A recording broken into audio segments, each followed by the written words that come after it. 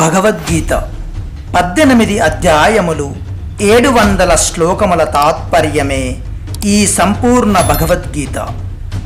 భగవద్గీత 4వ అధ్యాయము జ్ఞానకర్మ సన్యాస యోగము. అర్జునుని జిజ్ఞాసను ఆరాటమును గమనించి శ్రీకృష్ణుడు తన అవతార తత్వ రహస్యములను సర్వజ్ఞత్వమును ప్రకటించుటకు పూనుకొనెను. శ్రీ భగవాన్ ఉవాచ బహూని మే వ్యతీతాని జన్మాని తవ చార్జున తాన్యహం వేద సర్వాణి నత్వం వేత్త పరంతప. శ్రీ భగవానుడు పలికెను, ఓ పరంతప, ఓ అర్జున, నాకును నీకును పెక్కు జన్మలు గతించినవి, కాని వాటిని అన్నింటినీ నేను ఎరంగుదును, నీవెరుగవు. నీ జన్మలు ఎన్నో గతించినవి అనుటలోని రహస్యమేమి? నీవు నేను ఇప్పుడు ఉన్నాము, ఇదివరలో లేము అనుమాట సరి అయినది కాదు. మనము నిత్యులము, నిత్యమైన నా మూల స్వరూపము ఉండనే ఉన్నది.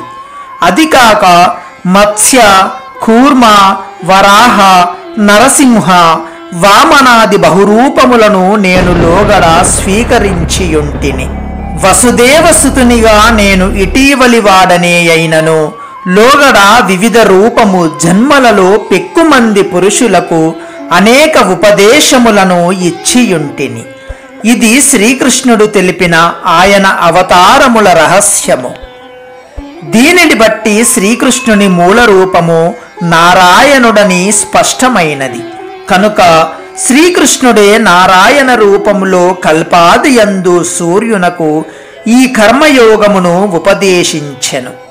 వసుదేవసుతునిగా నేడు దీనిని అర్జునునకు ఉపదేశించెను.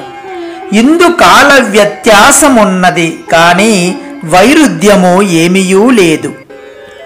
ఈ జన్మలను అన్నింటినీ నేను ఎరుగుదను, నీవు ఎరుగవు అని అనుటలోని విశేషమేమి? ఇందు భగవానుడు తన సర్వజ్ఞత్వమును జీవుల అల్పజ్ఞత్వమును ప్రకటించుచున్నాడు. భగవంతుడు తన అన్ని అవతారముల కారణములను, ఆయా అవతారముల అతడు ప్రకటించిన తన లీలలను, ఘటనములను, ఇతర విశేషములను ఎరుంగును. సర్వజ్ఞుడు కానందున వానిని అర్జునుడు ఎరుంగడు. అర్జునునకు తన పూర్వజన్మల స్మృతియూ లేదు. కనుక అతడట్లు ప్రశ్నించెను. జగత్తులోని ప్రతి సంఘటనయు ఆయనకు తెలియకుండా జరగదు. భూత భవిష్యద్వర్తమానములన్నీయును భగవానునకు వర్తమానములే. సర్వజ్ఞుడైన అతడన్నీయును ఎరుంగును. కల్పాదియందు సూర్యునకు నారాయణ రూపమున శ్రీకృష్ణుడు ఉపదేశించిన విషయమును అర్జునుడు ఎరుగడు, శ్రీకృష్ణుడు ఎరుగును. తాను పెక్కు జన్మలను పొందినట్లు భగవంతుడే స్వయముగా చెప్పినప్పుడు భగవంతుని జన్మ ఏ విధముగా జరుగును? భగవంతుని జన్మలకును ఇతరుల జన్మలకును గల భేదమేమి అను విషయమును తెలుసుకునవలయేనను కోరిక కలుగుట సహజము. ఈ విషయమును విశదపరచుటకే భగవంతుడు తన జన్మతత్వమును తెలుపుచున్నాడు. అజోపి సన్నవ్యయాత్మా భూతానామీశ్వరోపి సన్ ప్రకృతిం స్వామధిష్టాయ సంభవామ్యాత్మమాయయా. నేను జన్మరహితుడను, నిత్యుడను, సమస్త ప్రాణులకు ఈశ్వరుడను అయినను నా ప్రకృతిని ఆధీనములో నుంచుకొని నా యోగ మాయచే అవతరించుచుందును. అజహ అవ్యయాత్మ భూతానాం ఈశ్వరః. ఈ పదములతో బాటు అపి సన్ అని ప్రయోగించుటలోని భావమేమి? భగవానుడు అజుడు, అవ్యయుడు అనగా జనన మరణములు లేనివాడు అయినను అతడు సాధారణ మానవుల వలె పుట్టుచున్నట్లును గిట్టుచున్నట్లును కనిపించుచుండును. అట్లే సమస్త ప్రాణులకు ఈశ్వరుడైనను సాధారణ వ్యక్తి వలెనే కనిపించుచుండును. భగవంతుని అవతార తత్వమును ఎరుగని వారు ఆయన మత్స్యకూర్మాది అవతారములు నెత్తినప్పుడు జన్మించినాడనియు ఆ అవతారములను చాలించినప్పుడు మరణించినాడనియు భావింతురు. ఆయా అవతారములలో అతడు లీలలను ప్రకటించినప్పుడు ఆ లీలల దివ్యత్వమును తెలుసుకొనలేక ఆయనను సాధారణ వ్యక్తిగా భావించి ఆయన పట్ల తిరస్కార భావమునే కలిగియుందురు. భగవంతుడు సర్వశక్తిమంతుడు, సర్వేశ్వరుడు. అతడు నిత్య శుద్ధ బుద్ధ ముక్త స్వభావుడు. సాక్షాత్ పరమాత్మయే, పూర్ణ బ్రహ్మమే. జగత్ కళ్యాణమును గూర్చుటకై ఆయా రూపములను దాల్చి తన దివ్య లీలలను ప్రదర్శించుచున్నట్లు అజ్ఞానులెరుంగరు.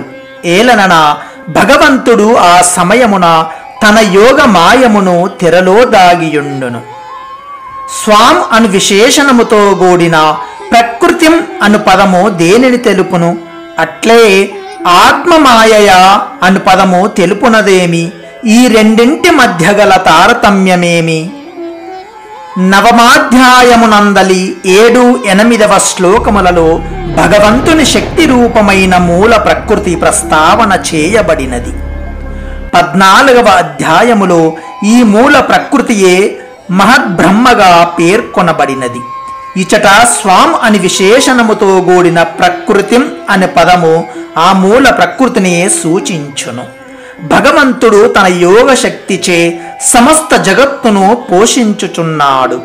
తన అసాధారణ శక్తి ద్వారా అనేక రూపములను దాల్చి లోకమున మెలుగుచున్నాడు. ఈ యోగ శక్తిలో దాగియున్నందున లోకులు ఆయనను గుర్తింపలేకున్నారు. ఈ శక్తియే 7వ అధ్యాయమునందలి 25వ శ్లోకమున యోగమాయ అని తెలుపబడినది. ఇచట ఆత్మమయాయ అను పదము దానినే తెలుపును. మూల ప్రకృతిని తన ఆధీనములో ఉంచుకొని తన యోగ శక్తి ద్వారా భగవానుడు అవతారములను దాల్చుచుండును. మూల ప్రకృతి నుండి ఈ జగత్తు సృష్టింపబడుచున్నది. యోగమాయ అత్యంత ప్రభావముతో ఐశ్వర్యముతో కూడిన భగవత్ శక్తి. ఇదియే ఈ రెండింటి మధ్య గల భేదము. నేను నా ప్రకృతిని వశమనందించుకొని నా యోగమాయచే బహిర్గతుడగుచున్నాను అని ఎనుటలోని ఆంతర్యమేమి? సాధారణ జీవుల జన్మల కంటెను తన జన్మ విలక్షణమైనదని భగవంతుడు ఎందు తెలిపెను. జీవులు ప్రకృతికి వశులై తమ తమ కర్మలను అనుసరించి ఉత్తమాదమ యోనులలో జన్మించి సుఖ దుఃఖములను అనుభవింతురు. భగవంతుని జన్మ అట్టిది కాదు. అతడు తన ప్రకృతికి అధిష్టాత. తన యోగ మాయచే సమయానుసారముగా దివ్య లీలలను ప్రదర్శించుటకు ఆవశ్యక రూపములను ధరించును. ఆయన జన్మలన్నీయును స్వతంత్రములు, దివ్యములు, జీవులకు వలె కర్మలకు వశములై ఉండనవి కావు. జీవుల జనన మరణములకును భగవానుడు అవతారములెత్తుటకును చాలించుటకును మధ్యగల భేదమేమి? జీవుల జనన మరణములు వారి వారి కర్మలను అనుసరించి ఏర్పడుచుండును. వారి ఇష్టములను అనుసరించి కలుగవు. జీవులు మాతృ గర్భములయందున్నప్పుడు గర్భయాతనలను అనుభవింతురు. భౌతిక శరీరములతో బాహ్య జగత్తులో అడిగిడి పెరిగి పెద్దయ్యి మృతి చెందుదురు. మరలా వారి వారి కర్మలను అనుసరించి ఆయా జన్మలనెత్తుచుందురు. కాని భగవానుని అవతరములను అంతర్ధానములను విలక్షణములైనవి, భగవదిచ్ఛానుసారముగా సంభవించుచున్నవి.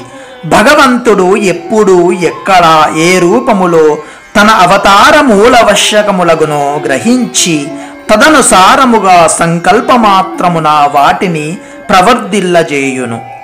ఈ అవతారంతరార్థములన్నీయును భగవత్ సంకల్పాధీనములే. అతడు క్షణకాలములోనే స్థూల సూక్ష్మ రూపములను ప్రదర్శింపగలడు. అతడు ప్రకృతి బద్ధుడు కాడు.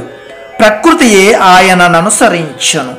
అర్జునుని కోరికపై భగవంతుడు విశ్వరూపమును ప్రదర్శించుట, చతుర్భుజుడుగా ప్రత్యక్షమగుట, పిదప మానవ రూపమును దాల్చుటయే ఎందుకు నిదర్శనము. ఇవి అన్నియు ఆయన లీలా విలాసములే గాని జనన మరణములు గావు. శ్రీకృష్ణుని జననము దేవకీ గర్భము నుండి సాధారణ మానవ శిశు జన్మ వలె అయినది గదా. మరి మానవుల జన్మలకును భగవంతుని జననమునకును భేదమేమున్నది? ఇట్లనుట సరికాదు. శ్రీమద్భాగవతమునందలి ఆ ప్రకరణమును గమనించినచో ఈ సందేహము తొలుగును. ఆ సమయమున దేవకీదేవి సమక్షమున శ్రీహరి శంఖచక్ర గదా పద్మములను తన చతుర్భుజములయందు దాల్చి నిలిచెను. అప్పుడామె అతనిని స్తుతించెను. దేవకీదేవి ప్రార్థనపై అతడు శిశురూపమును దాల్చెను కనుక ఆయన జననము సాధారణ మనుజుల జన్మల వలె తల్లి గర్భము నుండి కాలేదు. కాని సాధారణ మానవుల వలె తాను కూడా 10 మాసములు తల్లి గర్భమున నున్నట్లును పిదప జన్మించినట్లను తన లీలా విలాసములతో భాసింపజేసెను.